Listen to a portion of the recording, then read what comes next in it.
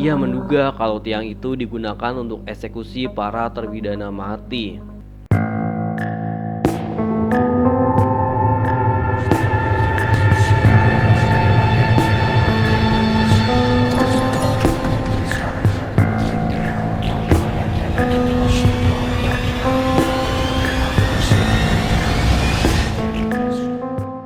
Ia berhasil membuat sebuah boneka dari bantal guling. Ia selimuti boneka itu di atas ranjang agar petugas menyangka ia sedang tidur.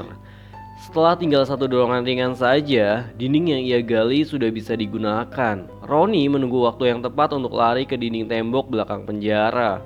Sesaat sebelum lampu tembak itu menyinari tubuh Roni, si Roni sudah berada di tempat yang ia inginkan. Ia meraih tali tambang yang sudah dilengkapi dengan alat pengait yang terbuat dari besi. Tali itu berhasil menggantung pada kawat duri. Roni mencoba untuk menarik tali itu, memastikan kalau kaitannya cukup kuat untuk ia panjat. Perlahan, Roni mulai memanjat tembok pagar. Tanpa diketahui petugas, ini adalah pertaruhan hidup dan mati. Kalau ia berhasil sampai di puncak dan terlihat oleh petugas, pastilah ia akan ditembak.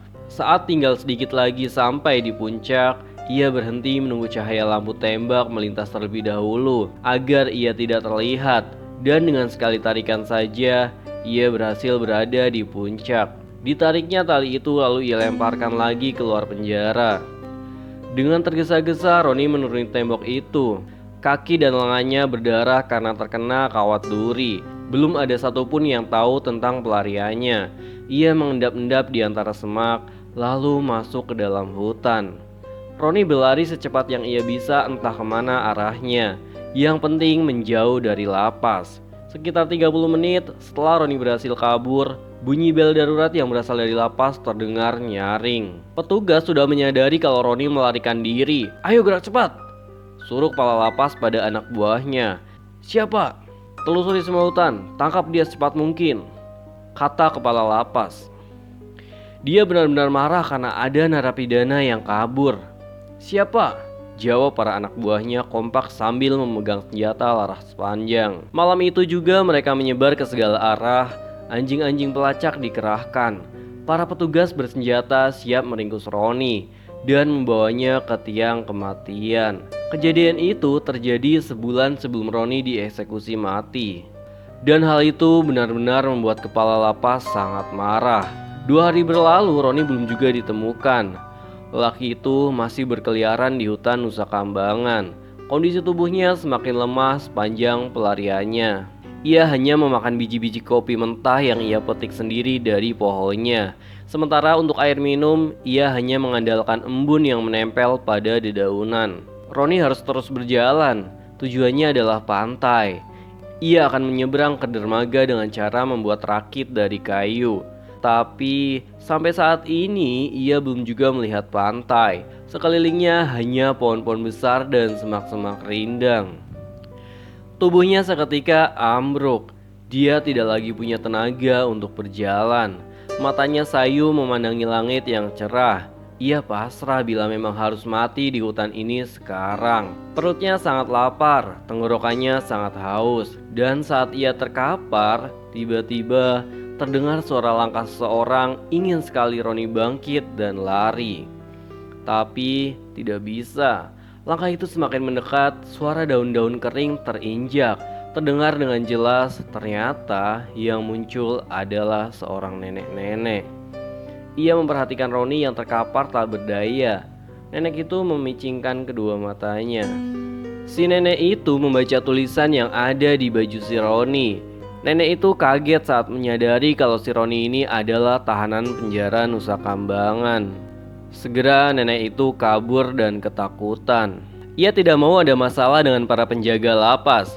Kedua mata Roni berkedip-kedip. Ia sangat kelaparan. Biji-biji kopi yang ia makan tidak bisa mengganjal perutnya. Roni tidak tahu berapa lama lagi ia bisa bertahan hidup. Namun kali ini sebuah keberuntungan berpihak kepadanya. Tanpa disangka-sangka seekor kelinci melompat lalu hinggap di atas dada si Roni. Pelan-pelan Roni mencoba untuk menangkapnya dengan kedua tangannya. Dan dengan sekali percobaan saja kelinci itu berhasil ditangkap. Roni bersandar ke batang pohon karet. Ia memegang erat kelinci itu, lalu Roni mencekik leher kelinci itu sampai mati. Beberapa ranting dan dedaunan kering ia kumpulkan. Sebatang kayu digesek-gesekkan pada permukaan kayu lainnya agar mengeluarkan api.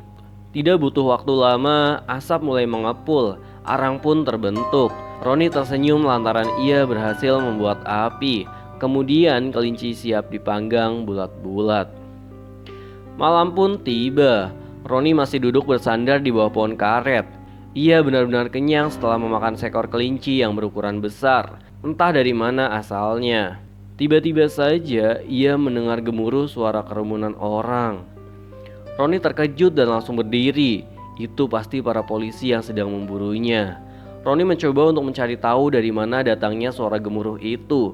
Dan benar saja, ia melihat kerumunan orang itu seperti pasar malam. Sebenarnya ia takut kalau yang ia temui itu adalah pasar hantu. Tapi di sisi lain bisa saja Pulau Nusa Kambangan ini memang benar-benar sudah ada penduduknya. Roni memberhentikan langkahnya, ia membuka bajunya, lalu memakainya dengan cara terbalik agar tidak diketahui kalau ia adalah tahanan yang kabur. Pasar malam tampak ramai sekali. Ada sepasang kekasih yang sedang bahagia memandangi gemerlap komedi putar. Ada anak kecil dan ayahnya yang sedang asik bermain tembak boneka beruang. Juga pedagang gulali yang ramai dikerumuni pembeli.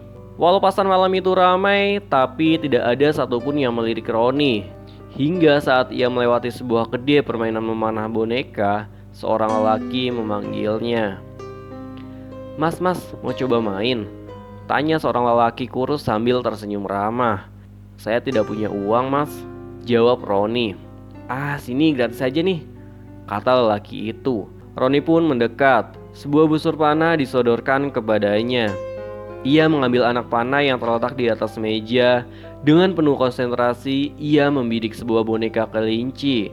Tapi sayangnya anak panah itu melenceng.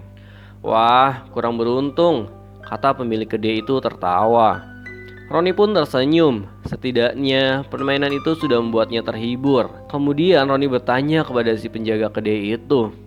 Oh iya mas, memangnya di sini ada perkampungan ya? Tanya Roni. Iya tuh di sana.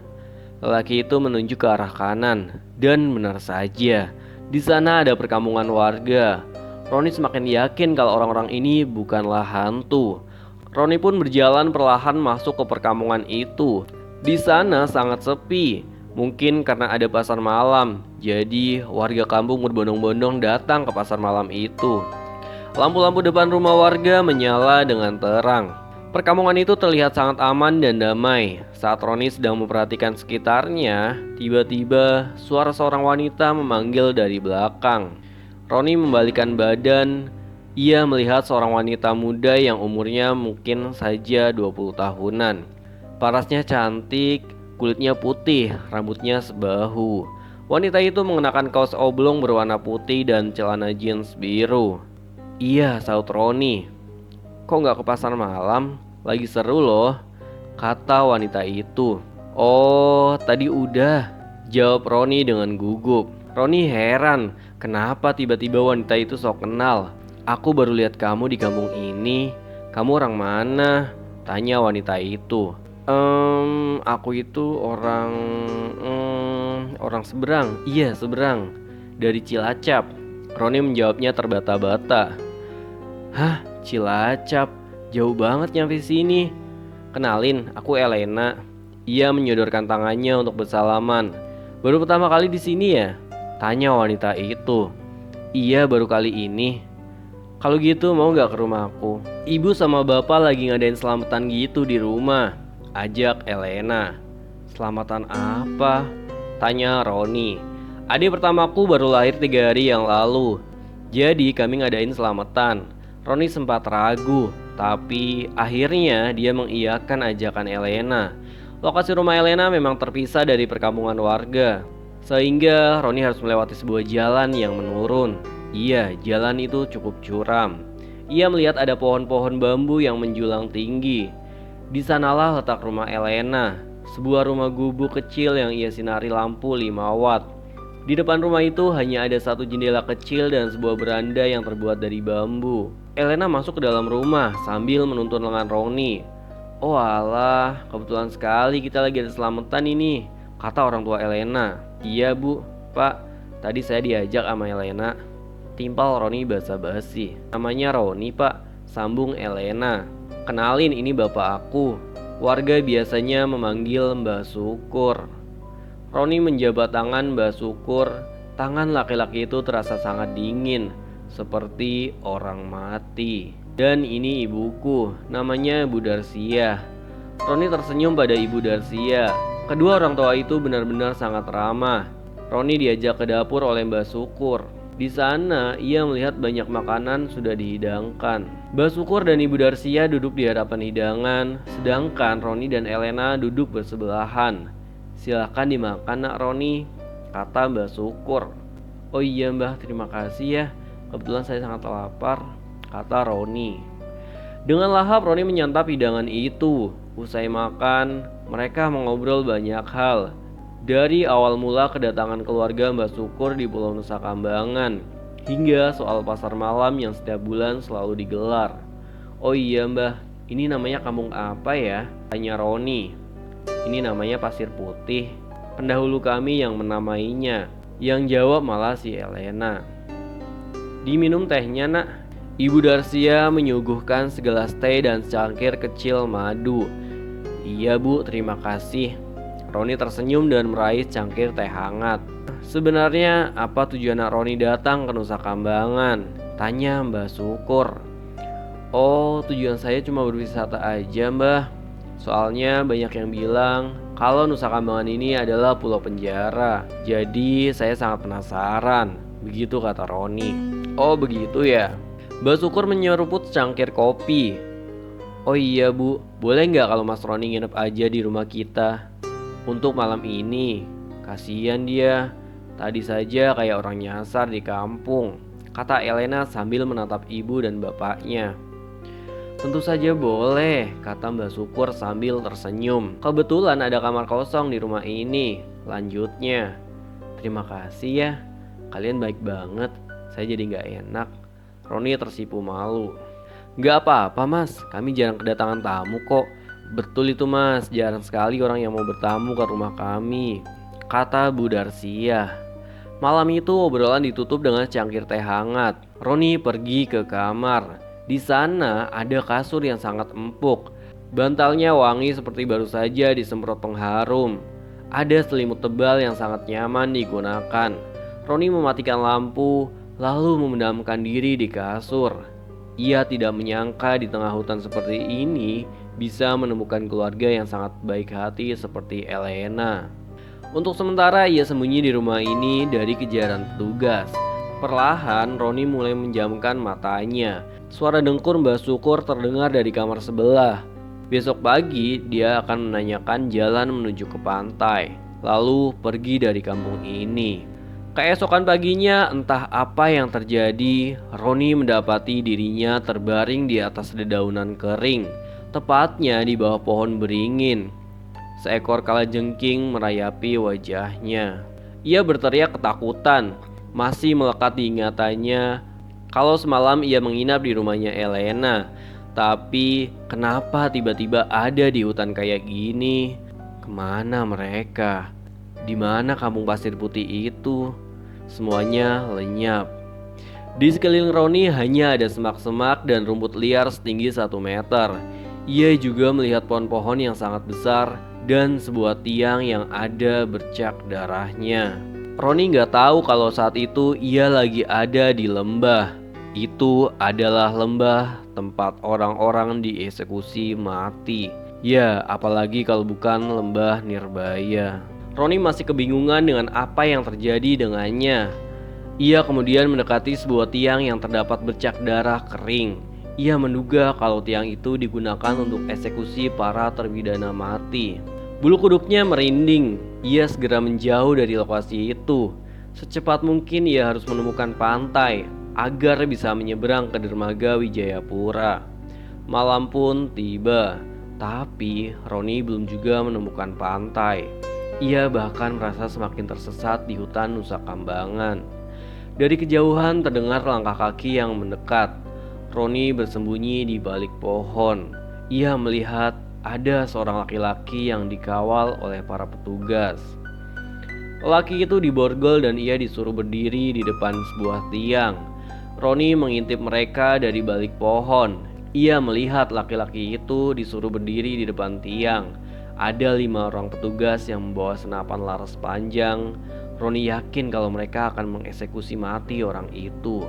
Para penembak jitu itu langsung menembak si narapidana tepat di dada kirinya.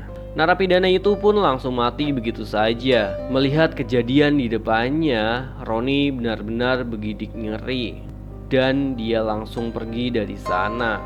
Tapi sialnya, saat Roni mau melarikan diri, ia malah menginjak sebuah ranting dan terdengar oleh para petugas. Roni ketahuan. Ia pun dikejar oleh beberapa petugas yang memegang senapan laras panjang. Beberapa kali polisi sudah melesatkan tembakan peringatan, tapi Roni tidak mau berhenti. Lalu salah satu petugas pun menembak tubuh Roni. Ia terkapar tak berdaya dan mati begitu saja. Di sana nasib Roni pun berakhir di Pulau Nusa Kambangan. Sebenarnya Roni tidak pernah bisa kabur dari pulau itu dan dia tidak akan pernah bisa menemukan pantai. Hal ini dikarenakan Mbah Syukur, roh terkuat di Pulau Nusa Kambangan, yang selalu menyesatkan langkah Roni agar dia tidak bisa menemui pantai. Setiap kali Roni berlari, sebenarnya dia hanya berputar-putar di satu tempat saja. Roni hanya berputar-putar di lembah Nirbaya, lembah yang menjadi tempat terakhirnya di dunia. Selesai.